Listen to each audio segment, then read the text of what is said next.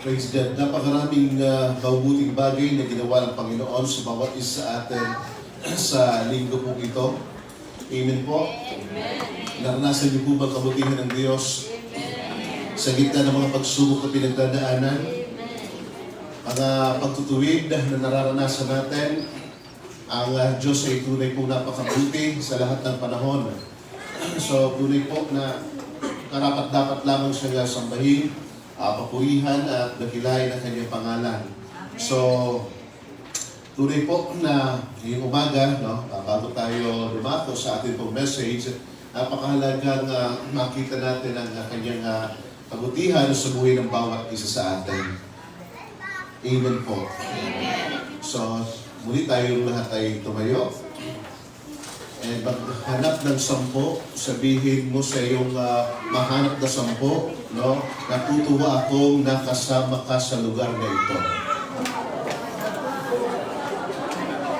Yung nakangiti ka, hindi ka nakasimangot, nakangiti habang sinasabi, no?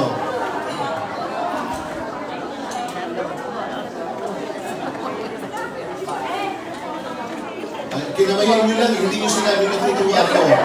Ulitin natin, sabihin natin, natutuwa ako, nakita kita sa lugar na ito.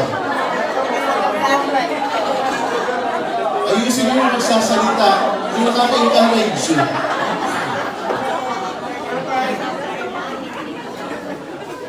Praise God.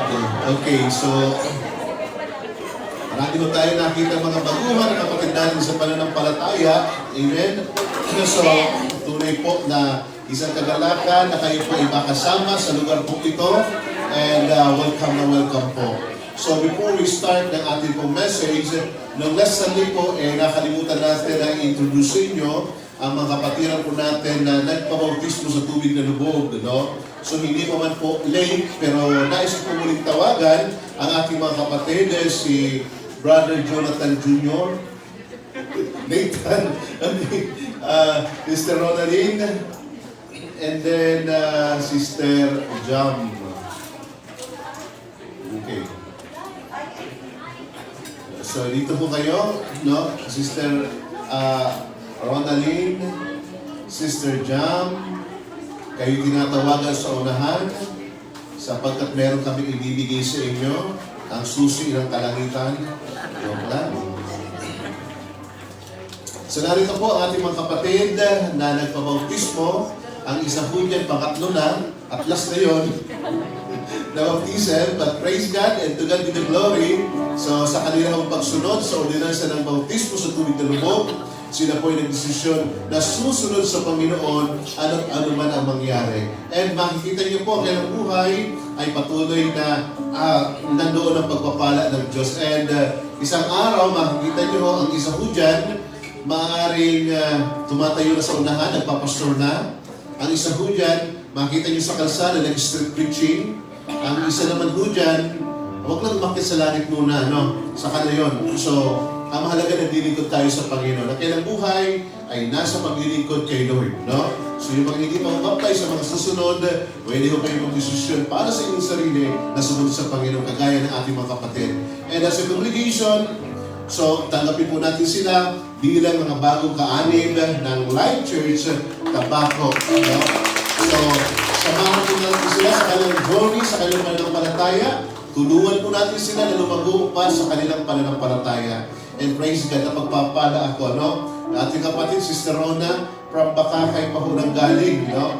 So, kahit na midweek ka, andito ho yan, no? Ang layo pa ng kanyang pinanggalingan. Yan sa kay Sister Rona, 3. No? From Tabaco to, from church to Centro, from Centro to Bakakay, from Bakakay to Bayandong. So, ganun po kalayo ang pinanggalingan ng kapatid natin, no? Pero may mas napakalayo pa ngayong umaga sila Sister Bell, no? From Rapo-Rapo, nakarating po sila magkapatid.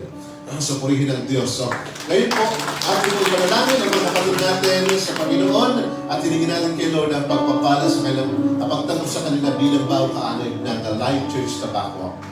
Aming Diyos, aming pong itinata sa mga kapatid namin na narito ngayong umaga. Tunay po na sila nagdesisyon na susunod sa iyo, Panginoon, at bilang ordinansa ng pagsunod sa iyong kalooban na sino mang sumampalataya kay Hesus Kristo ay dapat na mabautismuhan sa ngalan ng Ama, ng Anak at ng Espiritu Santo. And Lord, amin po silang itinatalaga bilang kabahagi ng iglesia ito, bilang opisyal na miyembro ng Lighters Tabaco. We pray, Lord, na pagpalain mo kanilang buhay, pangunahan, ingatan, and Lord, kung may mga pagsubok man na pagdaanan, tulungan mo silang makapanagumpay sa pagkatuloy na wala silang ibang panghahawakan, tanging ikaw lamang. At ikaw din ang makapag-iingat ng kanilang buhay. We pray, Lord, na i-cover mo sila ng iyong kapangyarihan at patuloy na samahan. Maging sa kanilang paglilingkod, Panginoon, makita nila ang kahalagahan ng paglilingkod sa Hari ng mga Hari at Panginoon ng mga Panginoon. Lord, ikaw po para sa kanila at ikaw po patuloy na gumabay. Salamat po ang banal sa buhay ng mga kapatid po namin ito, si Brother Nathan, Sister Jamela, and Sister Rona, Panginoon. I-bless mo nga po kailang buhay. Amin po sila tinatalaga sa iyong mga pagpalang kamay sa ngalan ng Ama, ng Anak at ng Espiritu Santo. Amen and amen. So, purihin ang Panginoon, kayong mga official ng Tagalay Church Tabaco. And nung nakaraan pong Wednesday, then, may kapatid ho tayong iginapos na, itinali. Pagkat sila ay pumasok sa sakramento ng kasal, tawagan mo natin si Brother Jenber and Sister, ano pangalan niya? Sister Annalyn, no? Okay, so, purihin ang Diyos sa mga kapatid pong ito ay nag-decide na sila po ay maikasal, no? And bilang iglesia, atin pong kinikilala ang sakramento ng kasal na kung saan ang Diyos mismo po ang siyang nagtakda ng kasalan. And ngayon pong umaga, ating pinagpapasalamat sa Panginoon ang pinagpapasalamat sa Panginoon na sila po ay naikasal, sila po ay mag-asawa na, and hinihingin natin kay Lord ang pagpapala na igawad sa mga kapatid po natin. Amen po. So, hindi ko kayo sa gitna, no? Kayo ang sentro ngayon. Pero si Lord ang pinakang sentro. Wala pa kayo sa gitna. Okay, gitna. Yun, no? Hawak kamay at ipagpapanalangin namin kayo. So, hinihiling ko po sa congregation, extend mo natin ating kamay sa mga kapatid natin. Let us pray. Makapangyarihang Diyos, manilikha ng langit at lupa, Panginoon at manunubos, may akda ng pamilya at tagapangalaga ng pag-aasawa. Maraming salamat po sa iyo na tunay na mga kapatid po namin ito, si Brother Jenber and Sister Annalyn, sila po ay nagdesisyon na tunay, Panginoon, na maikasal, Panginoon, and magsasama sa anumang kalagayan ng buhay, Panginoon, na tunay na ikaw din po nag-akda. Lord, we pray na mga kapatid po namin ito na yung minamahal na lubos, hinihiling po namin, Panginoon, na sila yung pagpalain, sila yung samahan, sila yung tulungan na maingatan nila ang kanilang pangako sa isa't isa. Gabayan po sila sa kanilang araw-araw na pamumuhay upang hindi sila magkamali sa landas na kanilang tatahakin. Hayaan mo ang pamilyang kanilang bubuhin ay isang maging huwarang pamilya na ikaw ang Panginoon at sa iyo lamang lubos na umaasa. Tugunin mo rin ang lahat ng kanilang pangangailangan sa araw-araw upang lalo pa nilang mapatunayan na ang Kristiyanong pagsasama ay isang pinagpalang pagsasama. Dalangin po namin, Panginoon, na patuloy na mahayag ang iyong kadakilaan sa buhay ng mga kapatid po namin ito. Salamat po, Amang Banal, at tunay po na ngayong umaga, bilang mag-asawa, amin pong itinatalaga sila sa iyong makapangyarihan at mapagpalang kamay na iyong pagpalain at samahan. Salamat po, Amang Banal. Ito po aming dalangin sa ngalan ng Ama, ng Anak at ng Espiritu Santo. Amen. Amen. Praise God. Puri ng Panginoon. Congratulations, no? So, salamat po sa Panginoon, and tamang-tama ang ating pag-aaral po ngayong umaga patungkol po sa Christian family. No? Bakit ka pa sa magtuturo ng Christian family? Wala ka pa namang asawa. Binanggit nyo na eh. No? Kaya mahalaga ipagpauna ko na sa inyo. No? Sapagkat ang salita ng Diyos ay hindi nagkukulang. So kapag pinakinggan natin ang salita ng Panginoon, kahit na sino nagsasalita, ito yung kapangyarihan sa buhay po natin. Amen po. Amen. Kaysa hindi natin talakayin ang pagpapamilya, napakaraming mga bagay na dapat natin makita na napakahalaga na sinasabi ng salita ng Diyos patungkol po sa family, no? So, kung paano ang church ay isang malaking pamilya, and lalong-lalo na ang isang pamilya, no? Na ito po mismo yung pinakang maliit na bahagi ng ating komunidad na unang-una nang in-establish ni Lord sa Garden ng Eden. And mahalagang makita po natin ang kahalagahan po nito, no?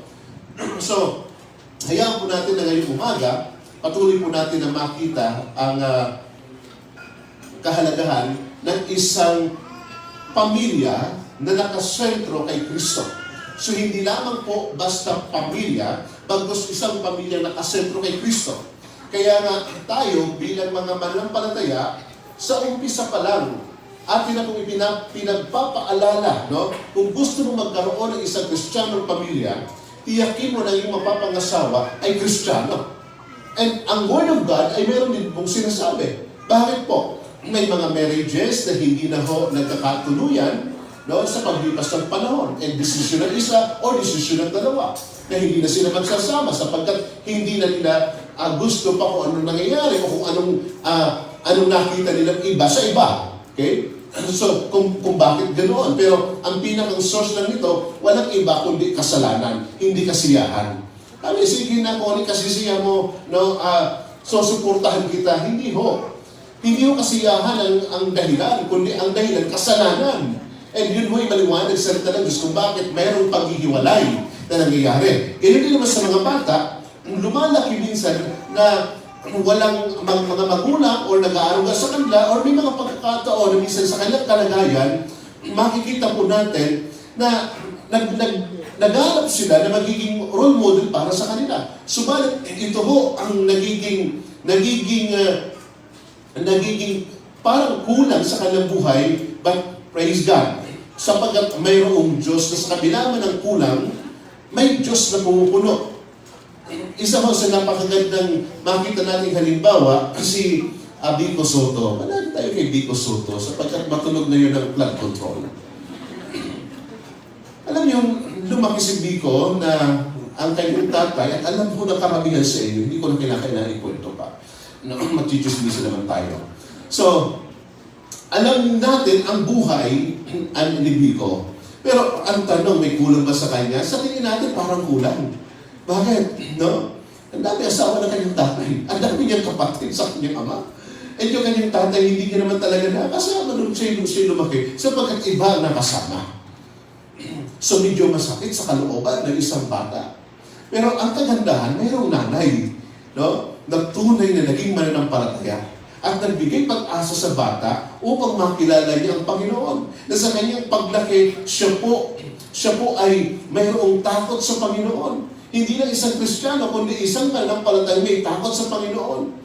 No? Bagamat napakaraming paninira sa kanya, yun yung sinasabi ng Psalms 127, saan man sila magtagpo, tiyak na palagi siya magtatagumpay.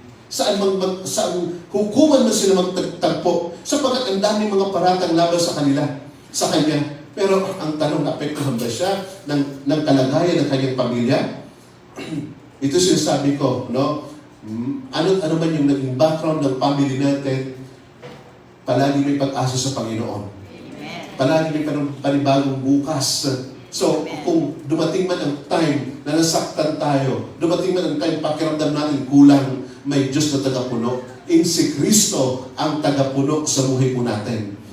Kaya niya isinugo ang kanyang kaisa-isang anak, hindi lamang para tayo maligtas, no? Kundi maging kompleto ang buhay po natin. Amen. No? Hindi magic sarap, hindi bitchin kung kumpleto ng buhay mo, kundi si Jesus. So, tingnan po natin, sa panahon natin ngayon, ano ang atake ng kaaway? Ang atake ng dyablo sa bawat pamilya na walang ibang nais ang kaaway, walang ibang nais ang dyablo. No? No? Bakit yung diablo sinisisi natin samantalang tao may kagagawan? And siya yung author, siya pasimuno, siya pasimula. And kung ano yung gusto ng tao, ito naman yung ginagawa ng kaaway upang lalong, kumbaga, tagagato ang diablo eh. Nasa kung ano nag-aapoy na. So, ngayon, walang ibang nais ang diablo, na wasakin, sirain ang marriage, mga batang napabayaan dahil sa mga relasyon na sira. Maging kung paanong pinalaki ang mga anak. Sa ngayon, napakahalaga ng isang pamilya na pinaghaharian ni Kristo, mga kapatid. Pamilyang pinaghaharian ni Kristo, hindi lamang isang Kristiyanong pamilya, bagkus isang pamilya na pinaghaharian ni Kristo. And tiyakin po natin ang ating pamilya ay nasa ilalim ng paghahari ni Kristo. Hindi lamang basta nasabi natin na kami ay Kristiyanong pamilya. Nagsisimba kapag ka-birthday. Nagsisimba kapag ka may patay. 2 beses na magsimba.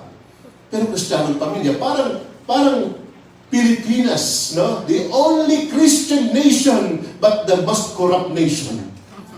Diba? Kasi Kristiyanong bansa. Hindi yung bansang may takot sa Diyos. Hindi yung bansang pinaghaharian ni Kristo. May pag-asa pa ang Pilipinas. Amen po. Amen. Alam niyo ba kung bakit may pag-asa pa ang Pilipinas? Sapagkat nakilala mo si Kristo at nasa Pilipinas ka. Ikaw mismo ang tugon ng Panginoon para sa bansang ito. So, tingnan po natin, okay?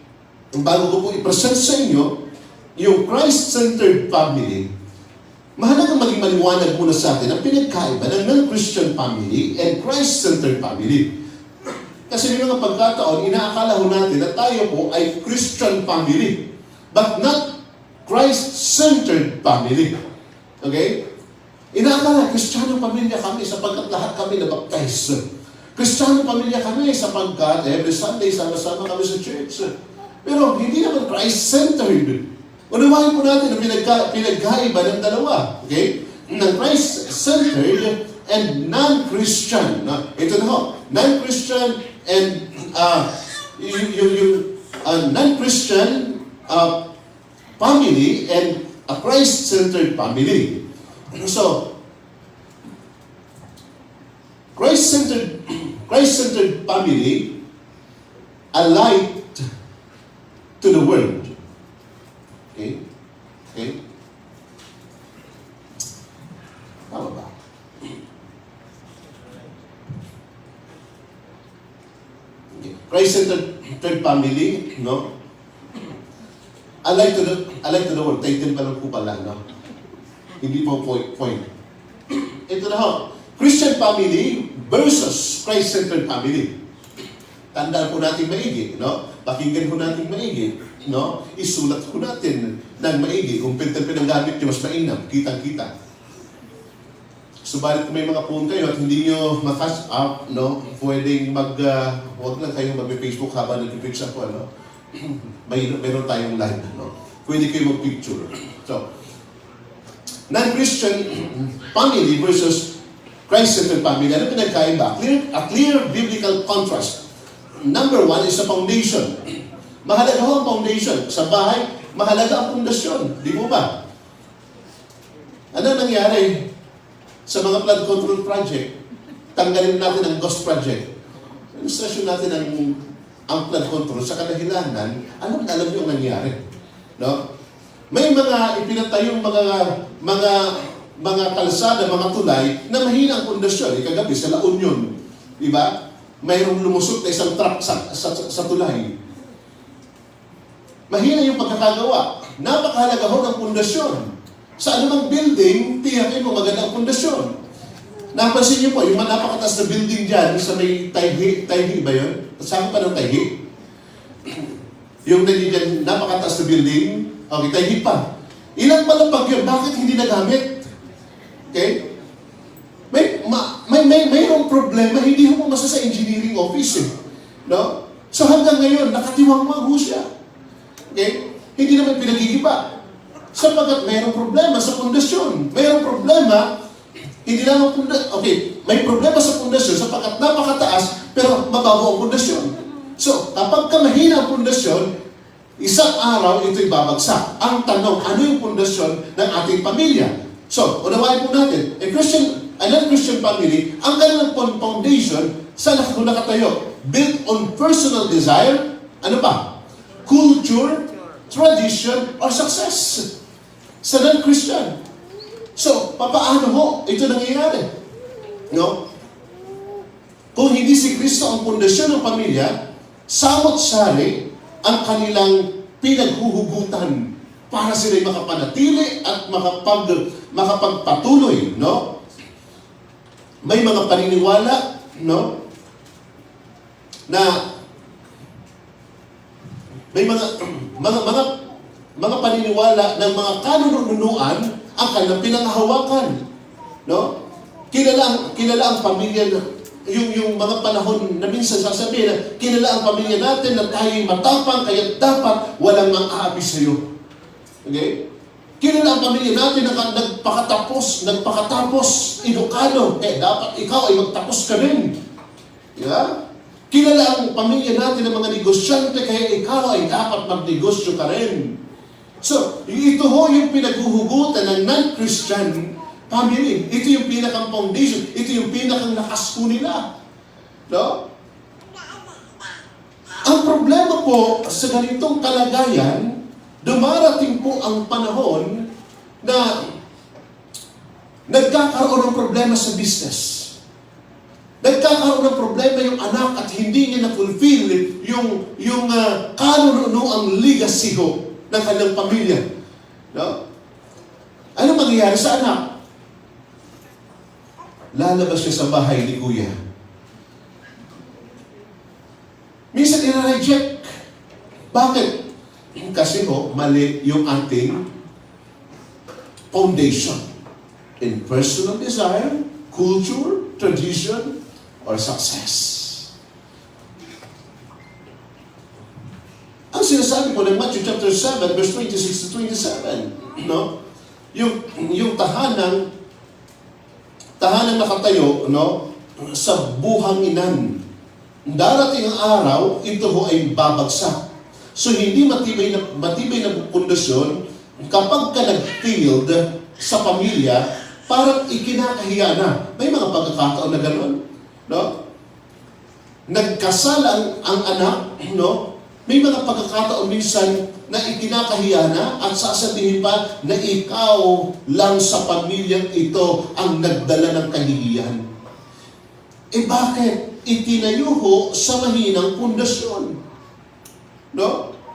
Sige, dapat mating mo ang grade nito at dapat pagdating ng araw, ikaw ay maging engineer. Ikaw ay dapat magkaroon ng master's degree. Dapat magkaroon ka ng PhD sapagkat lahat tayo ay doktor. So, naitayo sa maling pundasyon, mga kapatid.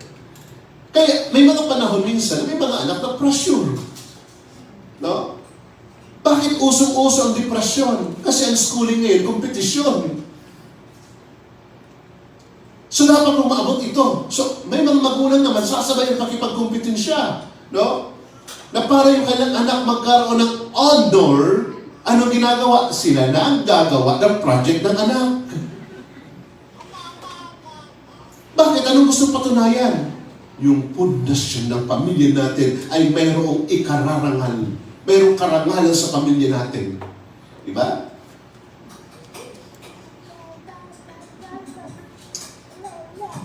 Christian family, ito pinagkaiba. Built on Christ and His Word as the unshakable foundation.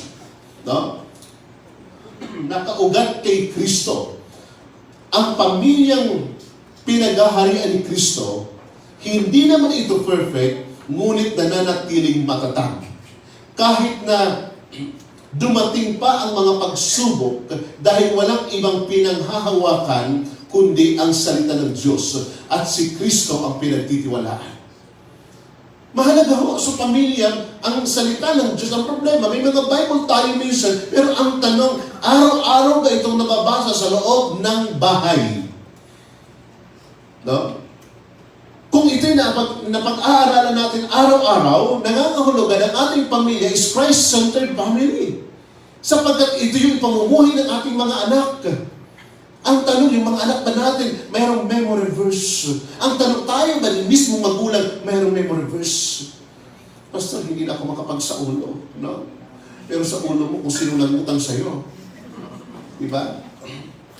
So, mahalagang tayo din ay mayroong pinanghahawakan ng salita ng Diyos. Ito yung pundasyon mo natin. Dumating man ang mga pagsubok, hindi tayo basta-basta matitinag.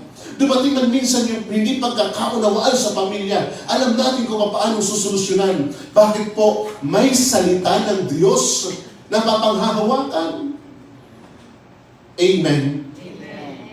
Next is purpose. No? Foundation, pangalawa, purpose. Ano yung purpose ng non-Christian family? Non-Christian family exists mainly to pursue happiness, comfort, and worldly success. Ito ang problema, no? Kaya mahalagang ma-identify natin as a Christian family, as a Christ-centered family, ano ang purpose ng aming pamilya? Para ba maging masaya lang kami? Mga kapatid, panahon ng kasiyahan. Hindi sa lahat ng panahon, Christian or non-Christian, hindi sa lahat ng panahon masaya ang pagsasama. No? Kung yun lang gusto mong ma-attain, asahan mo palagi may kaguluhan darating. So, comfort, daibali ng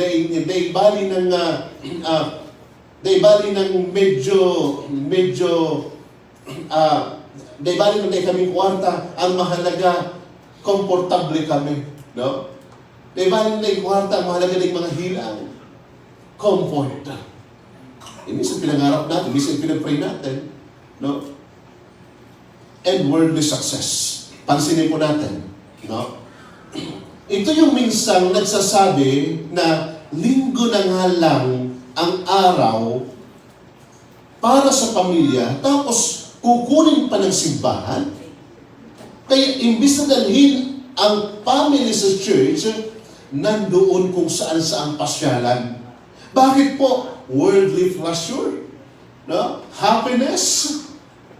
Imbis na unahin muna ang Panginoon. So kasi ang tanong dito, ang pamilya ko ba or ang pamilya bang meron ako, ito ba'y Christ-centered family or sinasabi kong Christian family pero parang non-Christian na din kasi iba yung purpose. Kung iba yung purpose, iba yung direction, iba yung patutunguhan. So minsan, ganun ang nasa isipan, no? Nakakatambay sa ibang mga bagay, lalo na pagdating sa pera usapan. Ngunit hindi makita ang katotohanan, ang Diyos ang pinagmumulan ng pagpapala. So ang purpose ng non-Christian ay pang-daigdig lamang. Pansamantalang bagay lamang. Okay?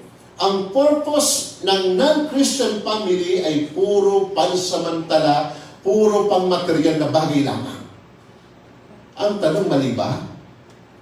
Kapag ang Diyos ang nagkaloob, hindi yan mali. Pero kung yan ang uunahin mo, magiging alipin ka nito.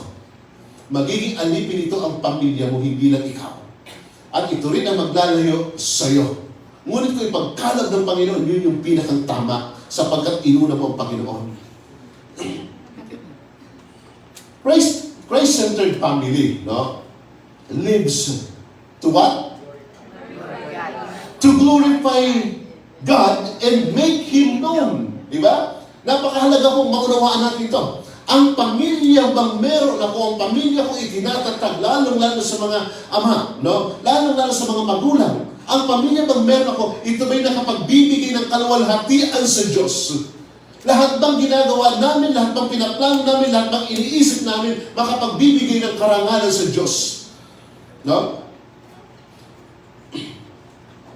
At sa pamamagitan ba ng pamilya namin, merong ibang taong mapagpapala? Alam niyo si Abraham, nang bless the Lord, sabi, sino magpapala sa inyo ay aking pagpapalain. No? Kaya hanggang ngayon, maraming mga Christian nag-pray para sa Israel. No? Although, yung pinakang context ho noon, nung kapanahunan po nila. So, ang pamilya mo ay magiging pagpapala sa iba kapag kasi Kristo ang naitaas, ang nag-glorify. Joshua chapter 24 verse 15, As for me and my house, we will serve the Lord. Ito ang dapat na maging lingwahe ng isang Kristiyanong pamilya o ng pamilya na nakasentro kay Kristo. No? As for me and my house, we will serve the Lord.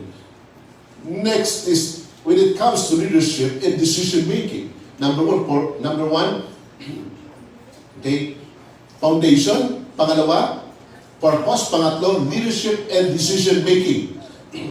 So, non-Christian, guided by convenience, emotions, and popular opinions. Kung ano yung trending, yun ang kanilang ginagawa. Ganun yung pamamahala, nakabase sa kung ano nagiging sistema ng daigdig. Nakabase sa kung gaano ka-convenience para sa kanila ang kanilang pinagdadaanan. Or minsan, hindi nakabase sa katotohanan, bagos nakabase sa emotion. No? Kung masama ang loob, ito yung kanyang desisyon. Kung magandang kalooban, ito yung kanyang desisyon. So, wala sa katotohanan. But the Christian family, no, the Christ-centered family, guided by prayer, the Holy Spirit, and the truth of Scripture. No? Ang isang Kristiyano, ang isang pamilya na nakasentro kay Kristo, anong unang ginagawa? Nananalangin sila. Mayroong problema, mayroong desisyon, malaking desisyon na gagawin, mananalangin sila. Mga magulang, niyayaya yung kanilang mga anak, let us pray. Ipag-pray natin ang bagay na ito. No? Ipag-pray natin ang papasukin mong negosyo. Ipanalangin natin ang buong maghapon na ito. Ipag-pray, pinangungunahan ng mga magulang through prayer ang kanilang anak sa kanilang leadership sa loob ng tahanan. Eh dapat halagang ginagawa ito ng mga magulang na nandito ngayong umaga. No? Ginagawa natin, dapat ang bagay na ito na pinangungunahan natin sila. And then, nandoon din po ang pakikinig sa Banal Espiritu sa pamamagitan ng katotohanan ng salita ng Diyos. Kaya nga, ang Bible hindi lang ang pagkasaling dinadala natin sa church, kundi ang Bible ay araw-araw mo natin binabasa. Araw-araw natin pinag-aaralan sa loob ng ating bahay. Na huwag tayong aalis ng bahay na hindi man lang narinig ng mga anak o mga anak nakapagbasa. Or tanungin mo agad ang application, anong ibig sabihin nito? No? Ano ho yun? No? Ito na pakikiling verse, Jesus wept. O anong ibig sabihin nun? Umiyak si Jesus. Okay. So, at least, nagbabasa ng salita ng Diyos. Bakit po? Sapagkat ito rin ang magiging guide sa pagpapamilya, no? Sa mga magulang, maging sa mga anak. Dumating man ang panahon ng kanilang tamang edad or bata pa lamang sila, alam nila ang salita ng Diyos. Then, love. Okay? Pang-apat. Non-Christian family, love is often conditional and self-focused. What do I get? No?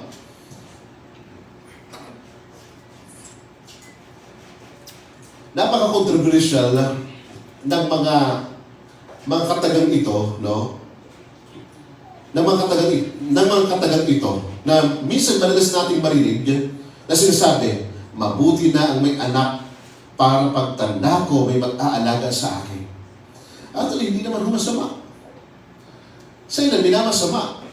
Pero, hindi rin magandang pakinggan. Di ba? Bakit po? Resulta ho kasi ito ng conditional or self-focus. Bakit ka magkakaroon ng anak? Para pag tanda ko, marami akong maaaring puntahan. No? Para may mag-aalaga sa akin, para may tutulong sa akin. Ito ay natural na nangyari sapagkat responsibilidad ng mga anak ang kanilang mga magulang sa mga panahon na hindi nila kaya. And ang Word of God ay maliwanag po pagdating sa pag-aaruga ng mga anak sa kanilang magulang at mga mahal sa buhay na wala nang kakayanan para sa kanilang sarili. No? So, ngayon, tingnan po natin, although, dapat naman talagang arugain at alagaan ang mga magulang sa panahon na hindi na pwedeng mapag-isa bilang pag-honor sa magulang, gayon din, no? Minsan, ang mga anak, porket sila yung nakakatulong, biglang nawawala ng authority ang parents sa bahay o sa pamilya. May mga pagkakataon na gano'n, no? Yung anak na siya yung nakakatulong, siya yung breadwinner, siya yung higit na makapangyarihan. Pagdating sa decision making, dapat ang magulang mag-desisyon, dahil na sila nakatulong, ano ang nangyayari? Sila mas may boses. Sapagkat sila nakakatulong. Pero hindi ito dapat na maging attitude ng isang mananampalataya. No? Mga, lalo na mga young pro. Okay? Maliban na lang, yung pinagpaguran mo, isinusugal nila. So, dapat may control ka doon. No? Pero kung nakikita mong napapakinabangan nila, and sila din naman, so matuwa tayo na nakatulong tayo, pero hindi ito maging rason para magkaroon tayo ng higit na kapangyarihan. Kung may mga magulang tayo, sila pa rin ang nasa decision making. Umiiral ang pag-ibig. Bakit? Sa isang Kristiyanong pamilya, love is sacrificial, patient, and grace-filled, modeled after Christ's love. At nandiyan ang salita ng Diyos, no? Ephesians chapter 5, verse 25, and 1 Corinthians chapter 13. So, yung ating ginagawa is sacrificial love, no? Mapagtiyaga. Alam mo, habang panahon, ilang taon magkakasama, pero hindi habang panahon magkakasama, sapagkat darating ang araw, yung mga anak mag-aasawa, no? Mahihiwalay. Pero, napakahabang panahon, mga magulang, kung kayo ay mayroon kasisilang palang na anak, isipin mo kung gaano mo katagal pagtsatsagan ngayon, nag-i-enjoy ka pa, no? Sapagkat cute pa siyang tingnan. Pero kapag kayo mag-umpisa na ng 7 years old pa itaas, ewan ko lang. No? Makakapag-isip ka, sana ibinalik na lang kita. Yan hindi, magpapala sila. No? Siyempre. So, ibig sabihin, yung pag-ibig ng Panginoon ang higit na mag-ibabaw. No? Para sila ay matugunan. Meron isang post yung kahapon, isang anak, umiiyak. At ang sabi ng anak, hindi naman ako tayo magpapatuloy sa pag-aaral sapagkat hindi natin kaya. Sabi ng tatay, huwag kang titigil. Padadalhan kita ng 1,000 sapagkat darating na yung allowance ko sa senior citizen. And that is sacrificial love. Ano? Bakit sabihin hindi na kaya? Tumigil ka na huwag ka na mag-aral sapagkat yung allowance ko kulang pa nga para sa pagkain natin, pero hindi. That is sacrificial love. No? Grace-filled. Inaluha yung anak eh. Nung nag-message yung kanyang tatay. So, molded after Christ's love. Next is handling conflict. Meron bang mga conflict sa pamilya? Wala. Sino po ba ang hindi nakaranas ng conflict sa loob ng pamilya? Sino nakaranas ng conflict sa loob ng pamilya? Pare-parehong wala. Palagi may conflict eh, kasi relational eh. And imperfect yung mga relationship. So sa loob ng pamilya, mayroong conflict. E minsan kayo na nga lang mag-asawa, araw-araw pang magkaaway. Kaya ngayon, nagkasundo na. Okay? Handling conflict. Paano ginagawa ng hindi Kristiyanong pamilya yung conflict kapag dumarating? Okay, ito na. Non-Christian family responds with anger. No? Galit na kaagad. No? Ano pa? With pride. Ayun. Araw-araw hinahay blood kasi palaging pride. No? So magsasalita pa lang, taas na yung ano na naman? Silent treatment. Kung hindi man magsalita, hindi na iimik, bahala ka dyan. No? Mga isang taon, walang imikan or revenge. Paghihiganti. Ako, ito, marunong ng sumagot. Aba, maya-maya, yung pagkain nitong ginisang hantak, nilagyan mo ng sili sa loob. Bakit? Revenge, no? Paghihigante, no? So, ang ganon kung paano mag-respond minsan sa loob ng tahanan, minsan kapag ka nawala kasi minsan, kapag ka nandiyan pa yung mga magulang, naayos pa yung kaguluhan. Kapag ka nawala ng magulang, yung mga anak, anong number one na pinag-aawayan? Anong number one pinag-aawayan? Lupa. Mana. Salamat na lang kung wala kang lupa. Ano? Mag-away-away man sila sa susunod. Kaya, huwag na kayong mangarap na magkaroon ng lupa. Bahala sila sa buhay nila.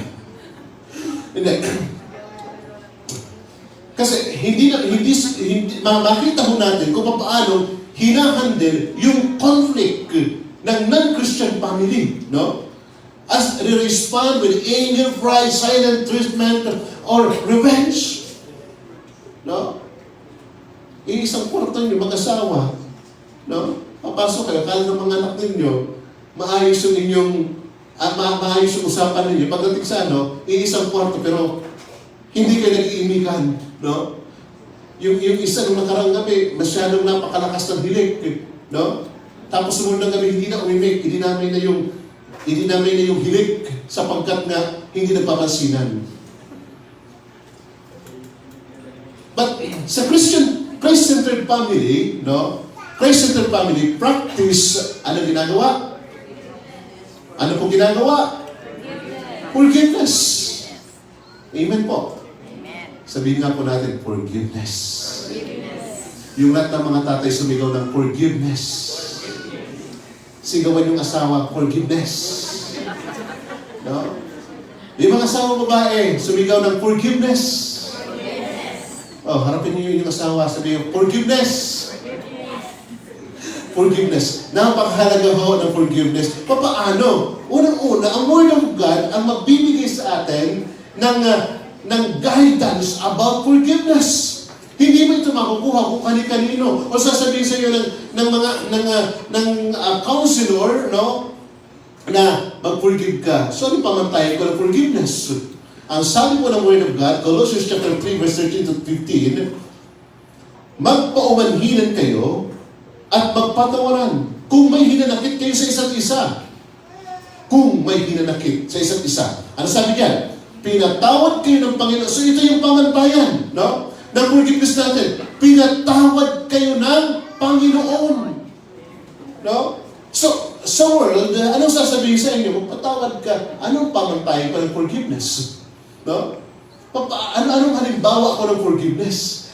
Sa Word of God maliwanag ng sinabi ng talata, pinatawad kayo ng Panginoon, kaya't magpatawad din kayo. At higit sa lahat, mag-ibigan kayo.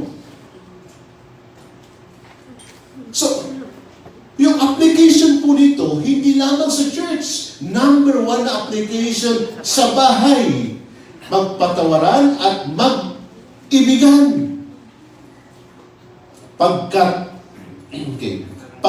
ito ang buklod ng ganap na pagkakaisa at paghariin ninyo sa inyong puso ang kapayapaang kaloob ni Kristo. Yun ho ang problema. Kapag wala ho tayong kapayapaan, palaging magulo ang isipan. No? Kahit wala namang ginagawa, yung katabi mo, nadadamay. Diba? Kaunting kilos lang, ano yung katugot mo? Diba? Kasi nga, walang kapayapaan ang puso. Kaya sabi ni Paul, paghariin niyo sa inyong puso ang kapayapaan kaloob ni Kristo. Sapagkat ito ang dahilan, kaya kayo tinawag upang maging bahagi ng isang katawan. Magpasalamat kayong lagi. So tanong, bilang Kristiyanong pamilya, no?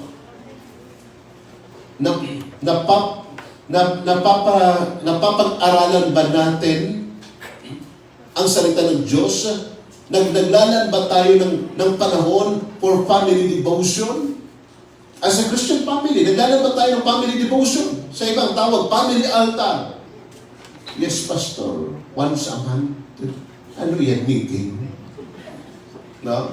Family devotion, maging regular habit ng bawat pamilya. Amen. No?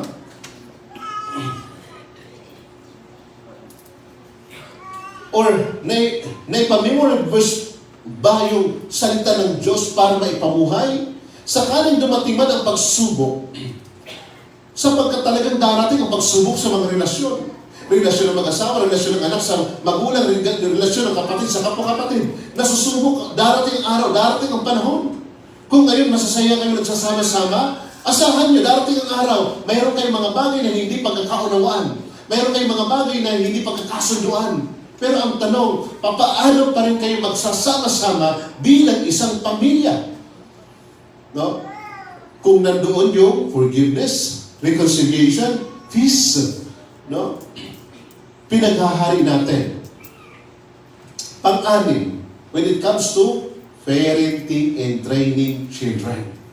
Okay, ito po, no?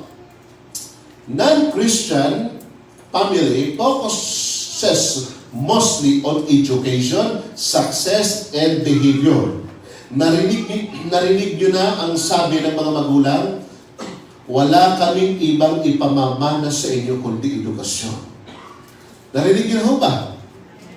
Sino ho ba ang pinamanahan ng edukasyon ng magulang? Meron, nadami, ano? Sino ang hindi tinapos ang pag-aaral pero pinamanahan ng edukasyon? Huwag na tayo sumagot.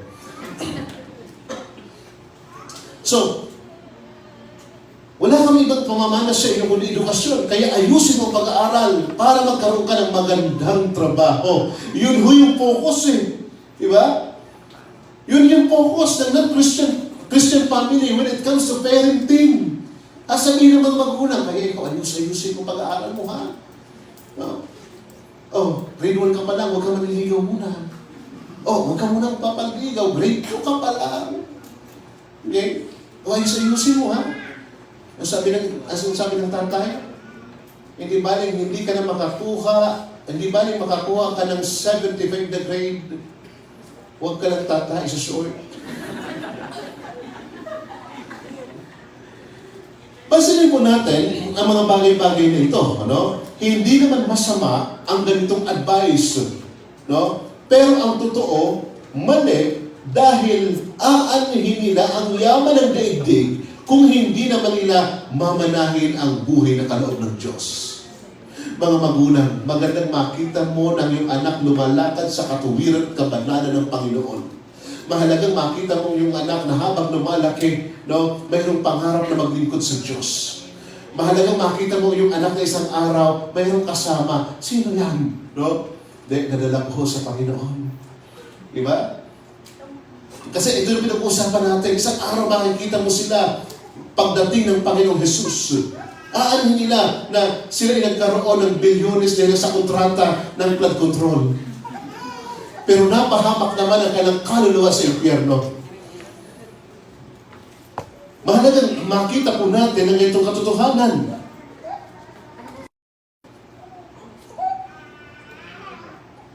Christ-centered family, disciple children to know and follow Jesus. Teaching God's Word daily. Banggitin nga po natin yung salitang daily. Hindi dali, daily. Araw-araw, no?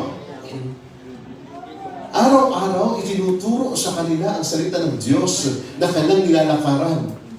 Mga magulang, tayo ang dapat na unang nagdi-disciple sa ating mga anak.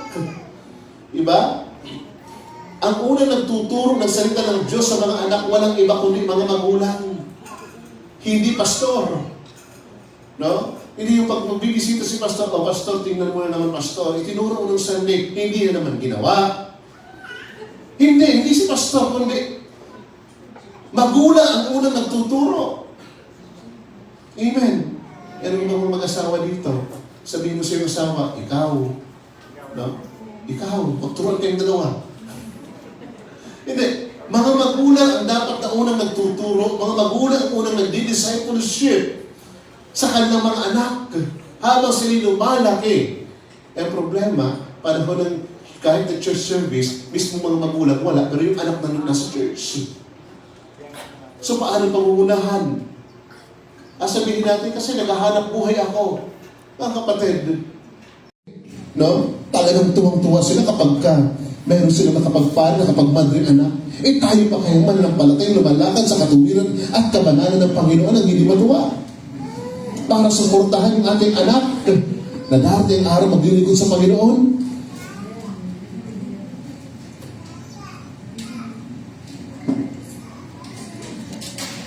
Next is values. No? Values.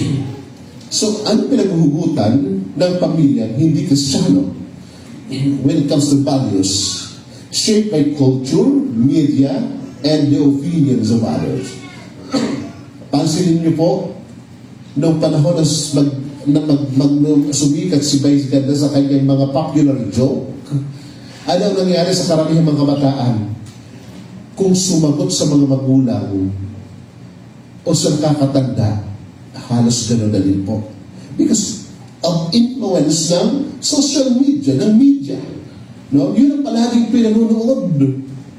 Ganun nagiging attitude, nagiging ugali. Kung anong pinanunood mo, talaga mag-reflect yun sa'yo. Akalain mo, nung araw, pag subject na English, number 1 na tinatakbuhan ko, aalis ako. Bakit? Okay lang sabihin may mga picture kahit na English, sapagkat paramihan kami ng tao kapag aklat, maraming mga tao dyan, piti ka ng kamay. So, kahit na Bible, kahit na English. Pero alam niyo, ito yung mga bagay na parang ini-itchapwerang subject. Pero ngayon, wow, makinig ka sa mga bata, hindi kayo magkakaunawaan. No? Yung mga accent ang itindi. Matatangimi ka na lang kung ikaw ay millennials. Hindi ka makasagot sa kanila. So, bakit po? Kung ano pinanunood, halos yun din nakikita sa kanila. Kaya, kung ano ang ipinitid natin sa kanila, yun din ang makikita sa kanila. Kung ang Word of God ang ipinitid natin sa kanila, magliliwanag ito sa kanila. The Christ-centered family, rooted in God's Word. The word rooted, sino ba nakakita ng ugat? No? Isa ka may ugat. Pero hindi yan, yung ugat sa puno, ng puno. May mga panahon na may mga puno na mahirap bunutin. Bakit po? Yung kanyang ugat nagsanga-sanga na sa ilalim. Kung ganun yung pagkaugat ng salita ng Diyos sa puso ng isang bata, pakawalan mo man iyan sa naigdig, alam niya dapat niyang gawin bilang isang batang mayroong takot sa Panginoon. No? Meron ng estudyante si Ate Sandy dito, nagkikipagdebate sa kanyang nagkikipagdebate sa kanyang legionary patungkol sa mga Diyos-Diyosan. Yun na So, bakit po? Kasi alam niyo yung katotohanan. No? Alam niyo yung katotohanan ng salita ng Diyos at naipundasyon sa Kanya. So, rooted in God's Word, holiness. Alam niyo yung kasinungalingan. Kasinungalingan niyan. No? Alam niya yung tama, alam niya yung mali. And kingdom priorities.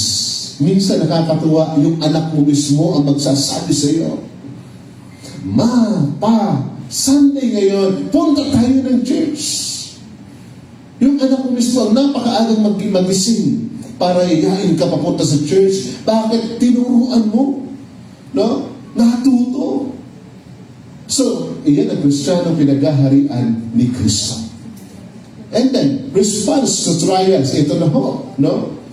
Sino ho dito ang hindi nakakaranas ng trials sa pamilya? Pagsubok. Purihin ng Panginoon, wala pa talaga tayo sa langit. So, non-Christian family, kapag ka dumating ang pagsubok, ay, ano nang ibuhunta? No? Fear, hopelessness, blame. Ito, number 1 na nangyayari. Kung hindi mo sana ginawa yun, hindi ito mangyayari sa atin. No? Kasi naman, si ano palaging nandiyan sa labas. No? Tambay sa labas. Worry dominate. So, palaging nakapunot ang noo sa pag-aalala. And then, Christ-centered family chooses faith, prayer, and trust in God's sovereignty. Alam niya na ang Diyos ang may kapangyarihan at kapamahalaan. At alam niya din na ang Diyos ang gagawa ng solusyon sa mga bagay na hindi nila kaya bilang pamilya. At alam din nila na ang dumaraang pagsubok ay daraan lang sapagkat kasama nila ang Panginoon. Mission ng Christian family, ano ginagawa? Lives for self, reputation, or family fame.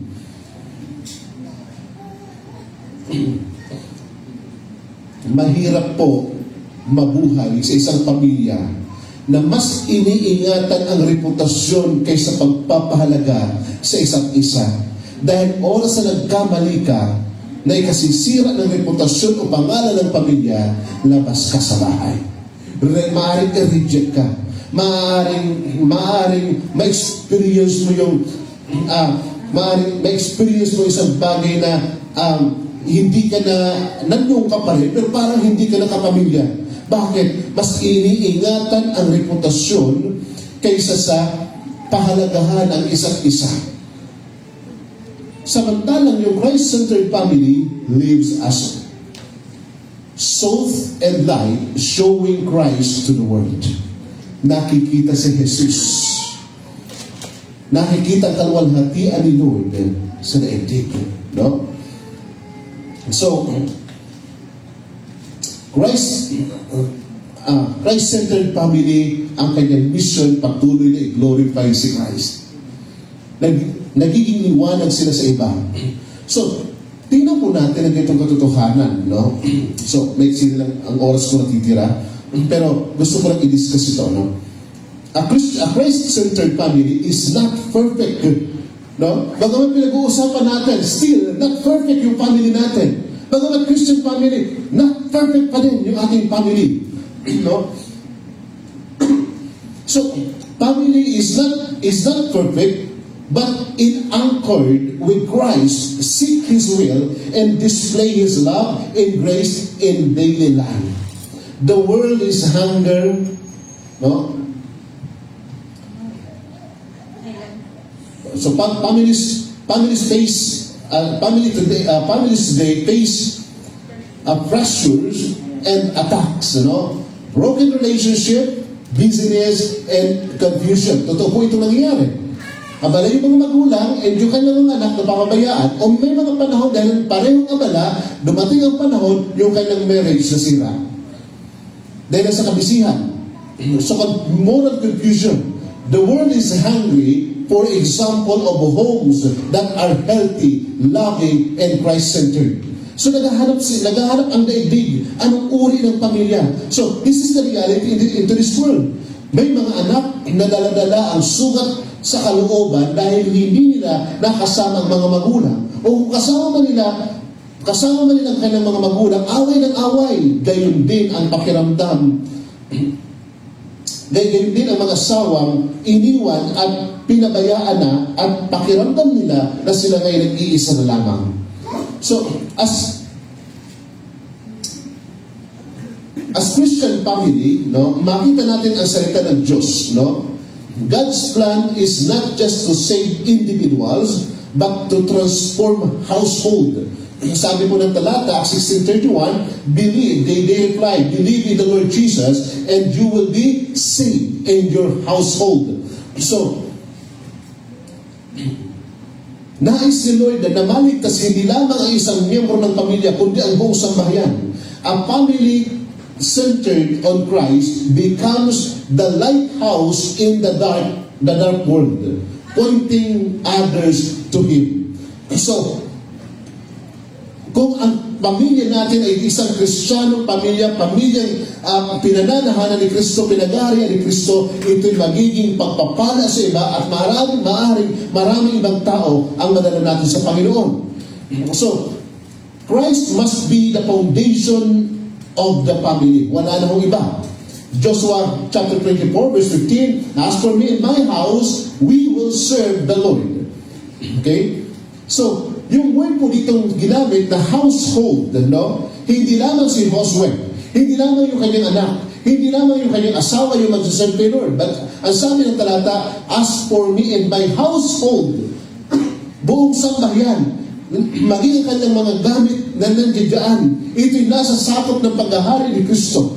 Maging anumang meron siya, maging kanyang lupain, ito ay para sa Panginoon. Household, lahat ng mga nasa ilalim ng iyong pangangalaga. Asawa mo, anak mo, katulong mo, manggagawa mo, sasakyan mo, mga gamit mo, lahat ng ito ay gagamitin mo at isasama mo sa pag-serve mo kay Lord.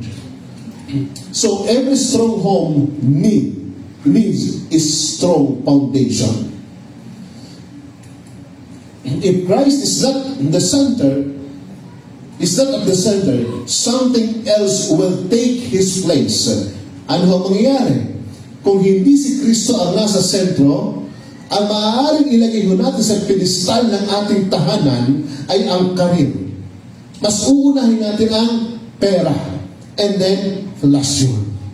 Kung wala si Kristo, kung hindi si Kristo. Pero alam niyo ba, career, money, lasyon, lahat ng ito ay pansamantala. Lahat ito minsan panahon lang. At darating araw, mawawala. So sabi ng Matthew 7:24, therefore everyone who hears these words of mine and puts them into practice is like a wise man who built his house on the rock. So inihalimbawa ng talata, no? Inihalimbawa ng talata yung pagkatayo sa matibay na pundasyon na walang iba kundi si Kristo. So the rain came down and the streams rose and the winds blow and beat against that house, yet it did not fall because it had its foundation on the rock. Sabi po ng passage, no? So the wise man built his house on the rock. Mga magulang, mga kapatid, ang ating pamilya itatagho natin kay Kristo. Si Kristo ang maging sentro ng ating pamilya. Mga magulang, pangunahan ang inyong pamilya, no, spiritually. Pray with and for your children daily.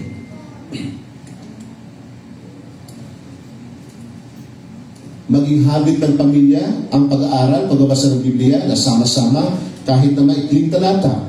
Maging priority ho natin ang church. Amen? Maging priority po natin ang church. No? Ang worship and obedience over destruction of the world. Mga kapatid, ano mga bagay na walang kinalaman sa eternity, maaaring ito'y destruction kung ito'y hindi mula sa Panginoon. A house built on sand looks fine until a storm hits. Christ must be your rock. No? Nakatayo. Dumating man ang unos, mga problema, alam mo, ito'y makapananatili. And then, Christ's love must rule our relationship. Pinaghaharian ito ng pag-ibig ni Kristo ang samahan sa loob ng mga tahanan. Colossians 3:14, above all, put on love which binds everything together in perfect harmony. Mapansin po natin, ang isang Kristiyano, ang isang pamilyang nakasentro kay Kristo, ito po ay markado ng kanyang pag-ibig. Ito'y pinaghaharian, naging ibabaw ang pag-ibig sa isa't isa. Bakit? Bawat isa kasi na nandiyan sa pamilya, nakaranas ang pag-ibig ni Kristo. Hindi lamang sa salita, maging sa gawa. Ito po ipinahahayag ng 1 Corinthians chapter 13, no? Yung uri ng pag-ibig na ito po ay matyaga, no? Ito po ay mapagpatawad, ito ay mahinahon. So,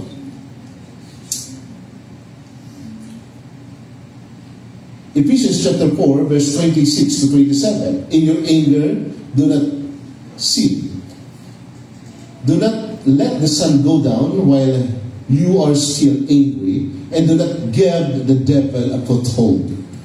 Anyone who has been stealing must steal no longer, but must work, doing something useful with their own hand, that they may have something to share with those in need. Do not let any unwholesome talk come out of your mouths, but only what is helpful for building others up, according to their needs, that it may benefit those who listen. And do not grieve the Holy Spirit, of God, with whom you were sealed for the day of redemption. Get rid of all bitterness, rage and anger, brawling and slander, along with every form of malice. Be kind and compassionate to each other, forgiving each other just as in Christ God forgave you. So, dito po, makikita ho natin ang halimbawa, no? Na tayo po mismo, i-practice po natin ang agad-agad na forgiveness pag may nagkasala. And then, wag ho natin hayaan na ito po ay lubugan ng araw, kagaya ng sinasabi ng salita ng Diyos. So, mas piliin po natin ang salitang makapagpapalakas. Bakit? A gentle answer turns away wrath, but a harsh word stir up anger. Choose gentle word that build up, not tear down. No? Hindi yung pang-atake sa kanyang pagkatao. Bagkus tulungan na sila po ay maging matatag. So make the home a safe place where everyone is encouraged, not condemned. May mga bahay na minsan, may mga anak na ayaw na umuwi. Hindi mo nagiging safe place. Bakit? Hindi maranasan yung comfort. May mga panahon na kadalasan dahilan galit na o minsan may mga pinagdadaanan. Ito yung sinasabi ko na minsan damay-damay ng lahat. Ang bahay nyo natin ay maging lugar ng encouragement. Maging lugar ng kapayapaan. So, ang pag-ibig, sabi dyan, is like an oil in an engine. It keeps everything running smoothly. Alam nyo, kung meron kayong mga motor, and halos 5 buwan mo nang hindi change oil, asahan mo kung ano magiging tunog niya, isang araw hihinto siya. Ngunit kung regular ho yung kanyang change oil, magiging smooth yung kanyang takbo at alam mo hindi kanya ipapahamak sapagkat naaalagaan mo ng oil. Gayon din naman ang pag-ibig, kahit na may mga problemang pinagdadaanan na sisettle, naaayos sa loob ng bahay. Maging sa mga relationship ng mag-asawa, gayon din. Kapag kayong pag-ibig ni Kristo ang nahayag, may mga bagay-bagay na hindi pag nagkakaunawaan pero naayos din. Bakit po? Sapagkat ang pag-ibig ni Kristo nandoon. Without it, friction destroys relationship. So Christ's grace must shape our responses. Bear each other, no, and forgive one another. Forgive as the Lord forgave you. So mag-extend lang tayo ng konting minuto, no? So Colossians chapter 3:13, no? Families are not perfect. There will be conflict, mistake, disappointment. So ano bang nangyayari? Nandoon palagi ang mapagbiyaya ho tayo sa isa't isa. Nandoon yung grace. Okay? Grace is what keeps a family from breaking apart. So, sabi na nga, Luke 15, no, 20.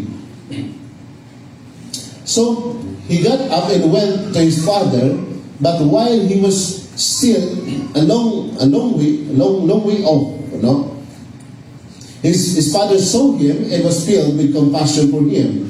He ran to his son, threw his arms around him, and kissed him. But the father said to his servant, "Quick, bring the best robe and put it on him. Put a ring on his finger and sandals on his feet. Bring the fattened calf and kill it. Let's have a feast and celebrate. For this son is mine, was dead and is alive again. And he was lost and is found." So they began to celebrate. So mapapansin po natin sa talata, isang biblical example na bagamat nagkasala na yung kanyang anak, tinanggap niya pa rin. So ganito po ang halimbawa maging sa loob ng tahanan. Pero naniniwala ako na walang magulang na hindi kayang tiisin ang kanyang anak kahit na minsan naging pasaway. Lalong-lalo na ang isang Kristiyanong tahanan na nandoon yung mapagbiyaya ho tayo, no? The prodigal son was restored by a father full of grace. So, Model humility, admit when you're wrong, and ask forgiveness. Sabi ng iba, Aba, bakit ako hingi ng tawad? Bakit ako hingi ng sorry? Anak lang kita at hindi ako mahina. Bakit ako hingi ng tawad? No? Mamamatay na ba ako? Maling pananaw na hindi kakitaan ng maging huwaran o kababaang loob ayon sa salita ng Diyos. Kahit na mga magulang pwedeng gawin ang bagay na ito para maging sila din naman ay mamuhay na mayroong kababaang loob. Maging ang mga anak, magpakita po ng respeto sa kanilang mga magulang. No? Show respect and obedience not because parents are perfect, but because Christ commanded it. Mga anak, napakahalaga ng katotohanan ito. Sapagkat ito sinasabi ng Ephesians chapter 6 verse 1, Children, obey your parents in the Lord, for this is right. Honor your father and mother, which is the first commandment with a promise, so that it may go well with you and that you may enjoy long life on the earth. So yun po ang sinasabi ng talata, utos mismo ng Panginoon.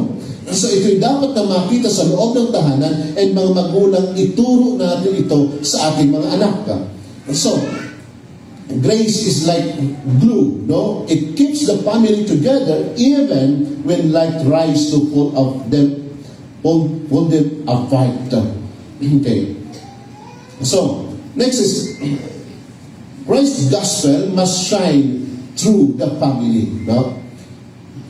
So, Matthew chapter 5 verse 14, you are the light of the world, a city on a hill cannot be hidden. Hindi na itatago ang liwanag na nasa inyong pamilya.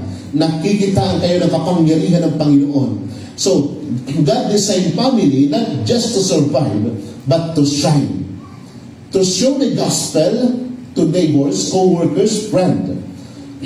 So, makikita ko natin ang isang halimbawa kay Timothy na kung saan ibinasa yung pananampalataya kay Timothy ng kanyang lola Lois at ng kanyang nanay na si Loida. And ito'y tinestify ni Apostle Paul. Mga magulang ang pananampalataya na nakikita sa inyo, pagtitiwala sa Panginoon, ito'y halimbawa para sa mga anak upang ang inyong mga anak lumakad din sa katuwiran ng Panginoon. So, serve the Lord together. Ano pwedeng gawin?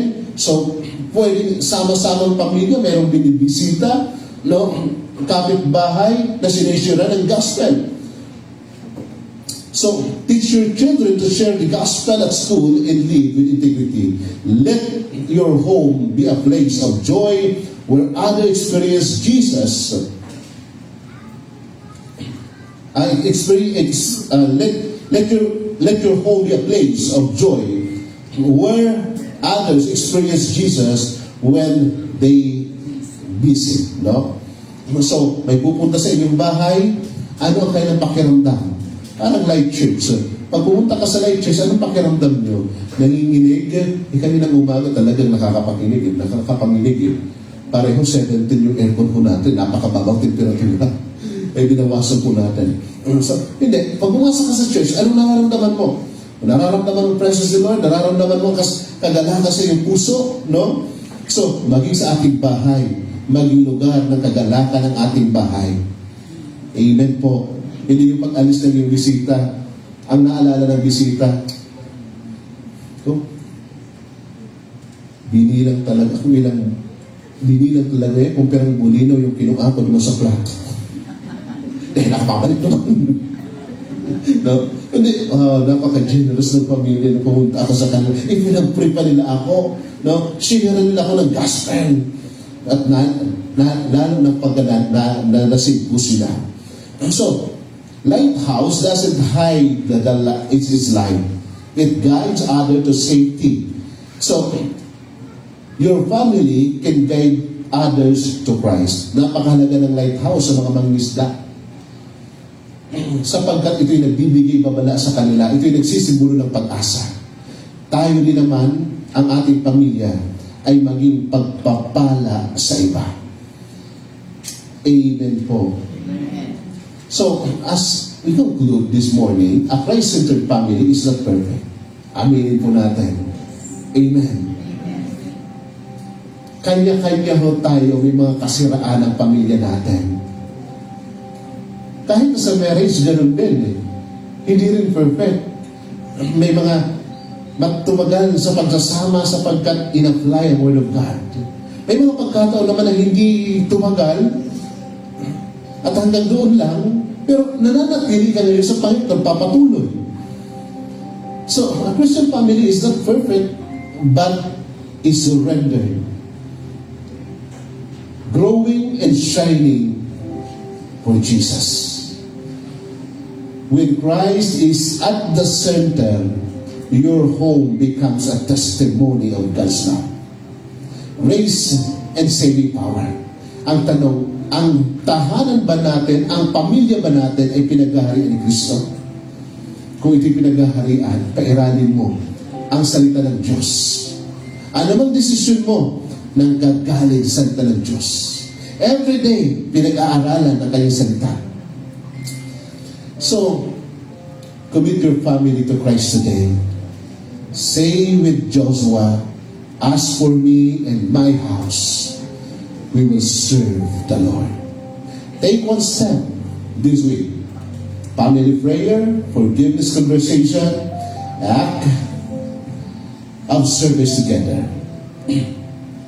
I-gather mo yung mga anak, umpisahan yung manalangin kayo, magkaroon ng family devotion, or maaaring may matagal ka nang hindi nakakasundo sa pamilya, o maaaring ka mag-anakan na maaaring panahon na para makipag-usap sa kanila. No? Forgiveness conversation and the act of service. Nakakatuwa. Bakit po? Midweek, dalawang tatay nakasama ang kanyang buong pamilya. No? Sila, Brother Ramon and Brother Ian. No? Midweek ho yan. Gabi na umuwi, pero ka lang mga anak, mga maliliit, isinasama, buong pamilya mo. No? It is an act of service. Sapagkat ang pangarap po, dumating ang panahon, bagay ka ng mga anak, maglilingkod sa Panginoon. Tayo din naman mangarap, buong pamilya natin, kasama natin sa church. Amen. Decide to be a light. Show Christ's love in your neighborhood. Anong klaseng patutuo tayo sa ating mga kapitbahay? Tayo ay may kanya-kanyang pamilya at may kanya-kanyang kwento ng biyaya at kaligtasan ni Kristo. Kung ang ating pamilya nga ay tunay na nasa ilalim ng paghahari ni Kristo, ito'y magiging liwanag para sa iba. Nakita natin ang pinagkaiba ng isang pamilya na hindi pinaghaharian ni Kristo at pamilya na nakay Kristo. Nahayag din sa atin ang katangian ng isang Kristiyanong pamilya na dapat si Kristo ang sentro, naglilingkod kay Kristo, ang pag-ibig ni Kristo ang umiiral at ang kanyang biyaya, at nahayag ang mabuting balita sa isang Kristiyanong pamilya.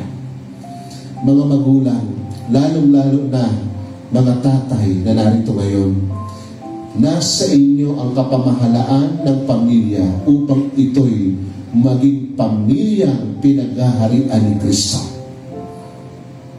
Ipanalangin ang pamilya, pangunahan ang pamilya sa pag-serve at manguna sa pag-aaral ng salita ng Diyos. Tayo po natin naman.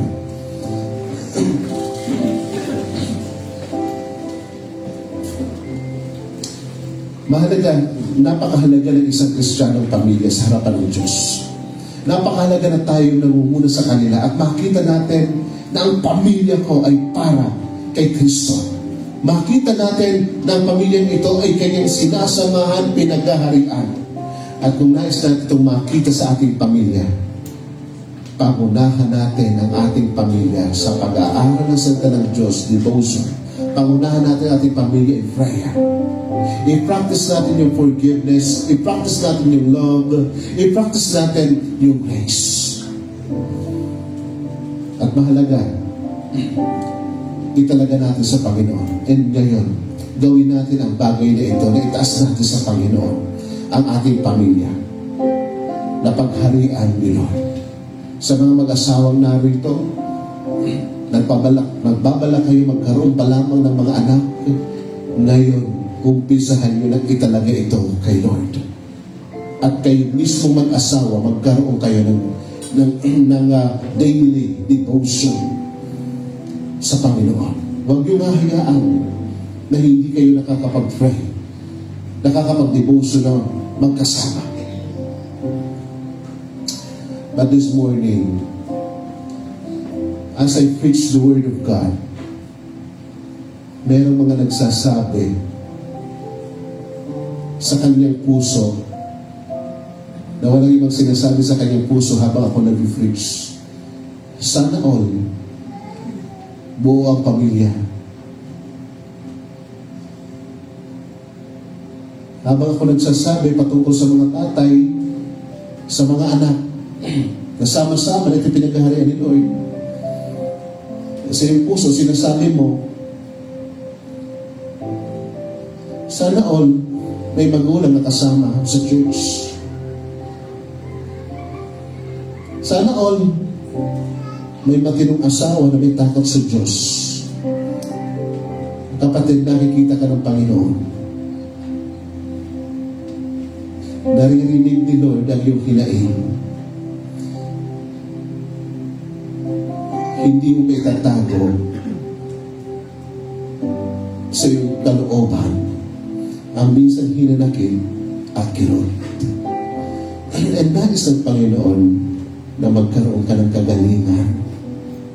At anuman ang kwento ng iyong nakaraan, hindi na mauulit pa sa iyo. Sapagkat si Kristo magbibigay ng panibagong direksyon sa buhay mo. Hindi na ito mangyayari pa sa mga anak mo. Sapagkat ngayon, hihilingin natin kayo na pagharian ang inyong tahanan at ikaw mismo ay magkaroon ng panibagong landasin sa Panginoon. Manalangin tayo. Aming Diyos, amin pong ipinagpapasalamat ang araw na ito. Salamat, Lord, sa kaloob mo na pagpapamilya. Salamat, Lord, sa mga magulang, mga tatay at nanay. Salamat, Lord, sa mga anak. Lord, salamat sa mga buo ang pamilya narito. Salamat, Lord, na minsan hindi man buo ang aming pamilya, subalit tinawag mo kami. Sapagkat, Lord, hindi na magiging kwento pa namin kung ano ang kwento ng nakaraan ng buhay namin. Sapagkat, Lord, ikaw ang Panginoon ng himala na babaguhin mo ang direksyon ng aming buhay. Hindi na kami magsasabi pa na sana may buong pamilya. Sapagkat, Lord, ngayon alam na namin mayroon kaming tatay sa langit na pumupuno sa anumang pagkukulang na aming nagiging karanasan sa daigdig na ito. Hindi na magiging kwento pa ng mga anak namin ang kung anong naging kalagayan namin sa nakaraan. Sapagkat, Lord, ang aming sambahayan, ang aming pamilya, ito'y patuloy na paghaharian ni Kristo. And maging, Lord, sa bawat individual na nandito ngayon, magulang man o kabataan, o anak man na narito, Lord, pawiin mo nga po, O Diyos, at pagalingin ang puso na minsan may mga hinanakit, minsan may prayer na sana ganito yung pamilya namin, sana may magulang, sana may mga anak. Lord, hayaan mo nga po na ngayon, yaman ikaw ang sentro ng kailang buhay. Ikaw ang Diyos ang maghari sa kailang puso. Na maging kapunuan ka at ang kagalingan mo dumaloy sa kanila. Amang banal, salamat po sa katotohanan ng iyong salita. na aming pinaghawakan, aming napakinggan. Ang pagpapala mo, ang kapayapaan mo, ang maghari sa puso ng bawat isa sa amin. Purihin ka po, Diyos. Ito pong aming dalangin sa pangalan ni Jesus.